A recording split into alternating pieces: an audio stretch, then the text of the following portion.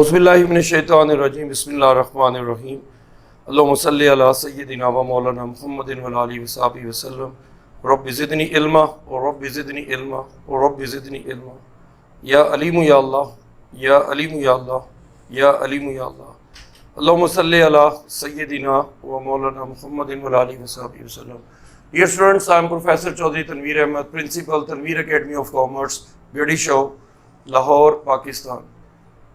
बच्चों के पुरजोर इसरार पे बहुत सारे बच्चों ने कहा कि जनाब बी लॉ हमें बड़ा मुश्किल लगता है, बी कॉम वाले बच्चे मुतवज्जो हो जाए। बी कॉम पार्ट सेकंड के अंदर बहुत सारे बच्चों को बिजनेस लॉ के अंदर चौथा जो पेपर है 404 काफ़ी प्रॉब्लम्स आती हैं। तो लिहाजा जी जनरल पॉइंट ऑफ व्यू से भी देखा जाए तो कॉन्ट्रैक्ट एक्ट है 1872। हर वो बच्चा जिसने आगे लॉ पढ़ना है या लॉ करना है या काबिल वकील बनना है उसके लिए क्वेश्चन बहुत इंपॉर्टेंट है। वीडियो को स्टार्ट टू एंड देखिएगा, बहुत मुख्तसर सी वीडियो है और आपको इंशाल्लाह बहुत अच्छी तरह से समझ आने वाली है। Let's start. सबसे पहले हम लोग कह रहे हैं कॉन्ट्रैक्ट क्या होता है, व्हाट इज कॉन्ट्रैक्ट। ये देखिए कॉन्ट्रैक्ट क्या होता है। देखिए बिजनेस में कॉन्ट्रैक्ट करने के लिए मैं कौन हूं, आपको ऑफर कर रहा हूं कि भाई ये मैं मार्कर आपको बेचूंगा लेकिन 100 रुपए का बेचूंगा। तो मैं प्रपोजर हूं, आप प्रपोजी हैं। मैं ऑफरर हूं, आप ऑफरी हैं। और ये मार्कर क्या है, ये एक ऑफर है। मार्कर क्या है, ये एक ऑफर है। तो इसका मतलब है सबसे पहले मैंने प्रपोजल दी, आप सारे कह दीजिए यस सर हमने ये खरीदना है। तो proposal when accepted that becomes promise. तो प्रपोजल के बाद क्या आती है, एक्सेप्टेंस। प्रपोजल जब एक्सेप्ट होगी तो क्या बन जाएगा, प्रॉमिस बन जाएगा। उस प्रॉमिस के अंदर मैंने आपको ये मार्कर देना है और आपने मुझे इसके बदले में 100 रुपया देना है। तो मेरी और आपके दरमियान क्या हो गई, लेन देन तय हो गया, अदले का बदला तय हो गया। तो कंसिडरेशन हो गई। Mister folic says consideration is the price for which the promise of the other is bought. अब जैसे ही कंसिडरेशन हुई तो प्रॉमिस प्लस कंसिडरेशन वो क्या बन गई, एग्रीमेंट। अब मैं बाउंड हूं, या मैं अभी बाउंड तो नहीं लेकिन मैंने प्रॉमिस तो किया है, आपके साथ एग्रीमेंट होने लगा है कि मैं 100 रुपए का मार्कर दूंगा और आप मुझे 100 रुपया देंगे। मेरा और आपका क्या हो गया, एग्रीमेंट। अब अगर ये एग्रीमेंट कानूनी तौर पे एनफोर्स हो सकता हो तो ये कॉन्ट्रैक्ट बन जाएगा। तो आइए अपने क्वेश्चन की तरफ चलते हैं। अगर ये चीज आपको क्लियर हो गई है, इसको हम अपनी आसान लैंग्वेज में पापा कहते हैं। ये पापा क्या है, 1872 ये contract. P for proposal, A for acceptance, P for promise, A for agreement. तो बन गया जी आपका पापा। उम्मीद है जी बात समझ में आ गई होगी। अब क्वेश्चन की तरफ आए। What is contract and agreement. Contract और एग्रीमेंट क्या होता है। Also discuss that all contracts are agreements but all agreements are not contract। ये क्वेश्चन है difference between contract and agreement का। और पेपर में सवाल ऐसे भी आया हुआ है, what is contract and what is agreement, give their difference. तो आइए कॉन्ट्रैक्ट को डिफाइन करने से पहले बेटा ये पिक्चर, आप ये एक छोटा सा पिक्चोरियल प्रेजेंटेशन है, ये जरूर बना के दिखाइए ताकि अगला आपकी प्रेजेंटेशन से भी मुतासर हो के आपको अच्छे नंबर दे। जितनी अच्छी प्रेजेंटेशन पेपर में होती है और टू दी पॉइंट लॉ में लिखा जाएगा उतना ज्यादा आपके मार्क्स लेने के चांसेस ज्यादा है।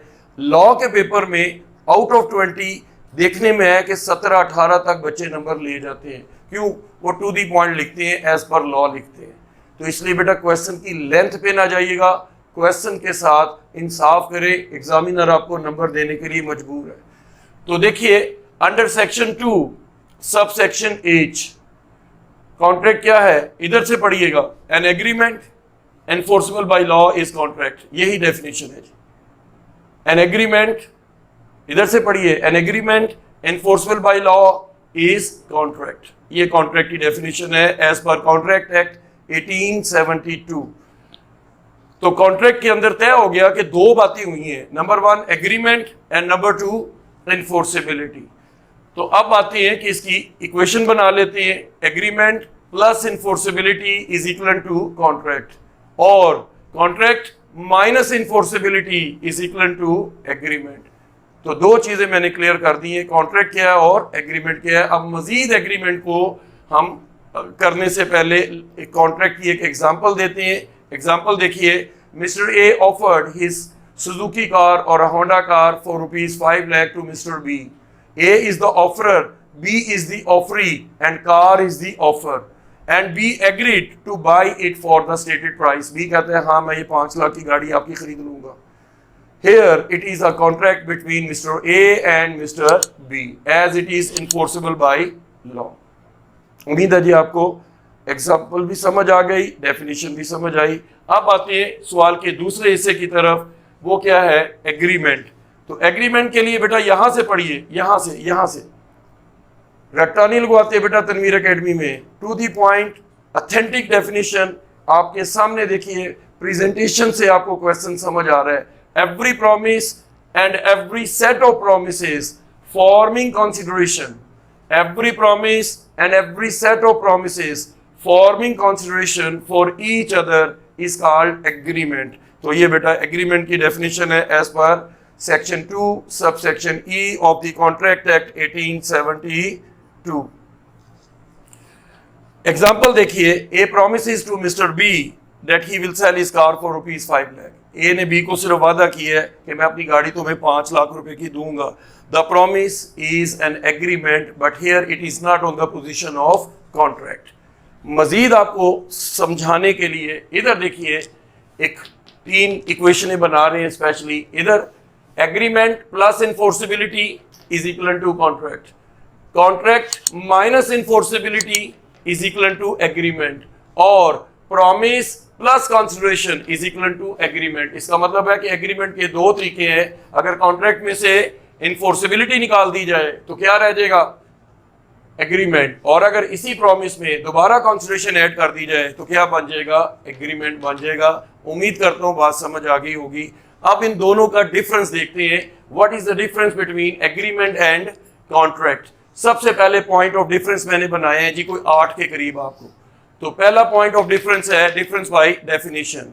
एग्रीमेंट के बारे में क्या बताया मैंने? Section 2 subsection E of the contract act 1872 says every promise and every set of promises forming consideration for each other is called agreement। और सेक्शन 2 सबसेक्शन H क्या कह रहा है? an agreement enforceable by law। और दूसरा difference भी यही है कि ये सेक्शन 2 सबसेक्शन E के तहत है और ये सेक्शन 2 सबसेक्शन H के तहत है। तीसरा पॉइंट ऑफ डिफरेंस है position. All agreements are not on the position of contract और may not be on the position of contracts, but all contracts are on the position of agreements. क्यों? Contract बनता किससे है? Agreement से। जब तक agreement नहीं होगा और उसमें इन्फोर्सिबिलिटी ऐड नहीं होगी, कॉन्ट्रैक्ट नहीं बन सकता। इसलिए बेटा आपको सबसे पहले प्रैक्टिकल बताया है और प्रैक्टिकल को देखकर हम लोग लॉ पढ़ रहे हैं। डेफिनेशन है इसमें बेटा कभी रट्टा लग ही नहीं सकती है लॉ के अंदर। तो इसलिए मेरे बच्चों, जब भी आप लोगों ने काम करना है हमेशा कंसेप्चुअल करना है, क्योंकि लॉ कंसेप्चुअल होता है और जब तक कंसेप्ट क्लियर नहीं होते लॉ समझ में नहीं आता। आगे इन्फोर्सिबिलिटी, चौथा पॉइंट है, an agreement can become contract if it has the concept of enforceability, but agreement can become contract if it is enforceable by law. Agreement contract उस सूरत में बनेगा जब इसके अंदर इन्फोर्सिबिलिटी आएगी। If it drops the concept of enforceability it will remain agreement, but contract is the result that is agreement that is enforceable by law. आगे जी तीसरा point है, पांचवा सॉरी, कॉम्बिनेशन। तो देखिए कॉन्ट्रैक्ट किसका कॉम्बिनेशन है? Contract is the combination of agreement and enforceability. और agreement किसका कॉम्बिनेशन है? Promise and consideration. तो ये देख लीजिए कॉम्बिनेशन भी हो गया जनाब। नेक्स्ट पॉइंट है लीगल ऑब्लिगेशंस।